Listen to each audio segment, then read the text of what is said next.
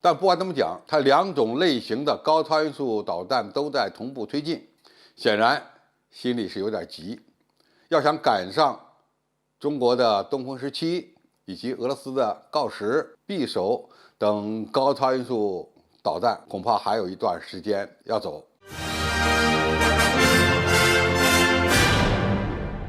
各位网友，大家好，我是付天少。美国最近试验了一款高超音速的飞行器，据说呢取得了成功。据路透社报道，五角大楼日前表示，美国成功的试射了飞行速度超过音速5倍的一种吸气式的高超音速武器。这是自2013年以来美国首次成功的试射此类武器系统。那么它的进度呢，明显的要比中国和俄罗斯要落后一些。但总算现在赶上来了。不过，美国这次成功试射的所谓高超音速导弹，它也仅仅是速度刚刚跨入高超音速的门槛。尽管如此呢，应该说这也是一个比较大的进步了。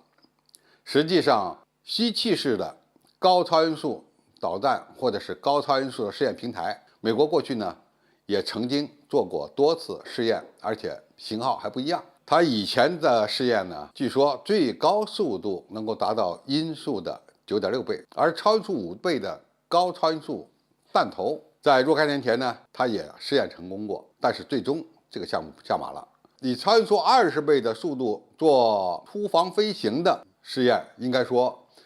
以失败告终。那么现在他们捡回过去的技术，重新开始研发，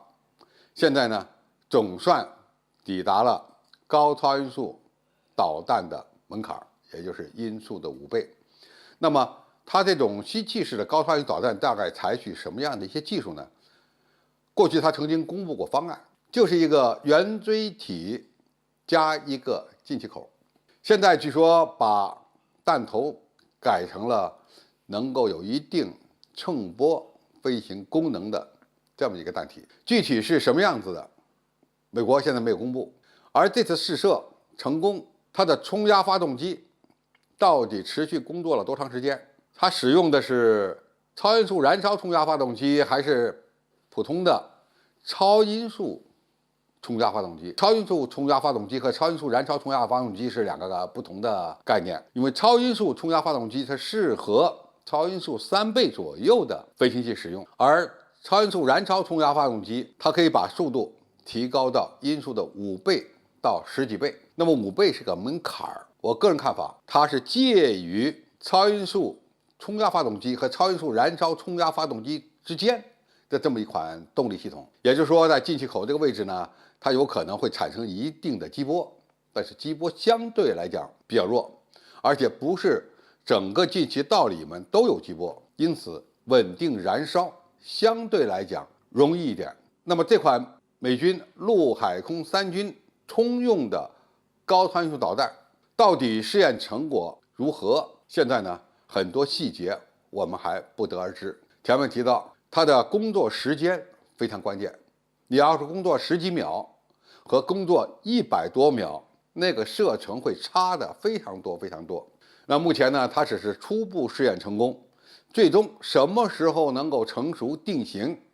像中国的某些高超音速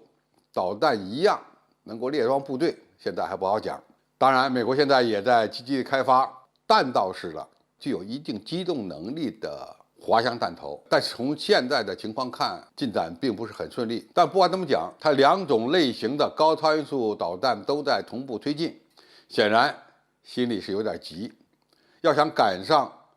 中国的东风17以及俄罗斯的锆石、匕首等高超音速导弹，恐怕还有一段时间要走。好，今天介绍就到这里，谢谢大家收看，我们下期再见。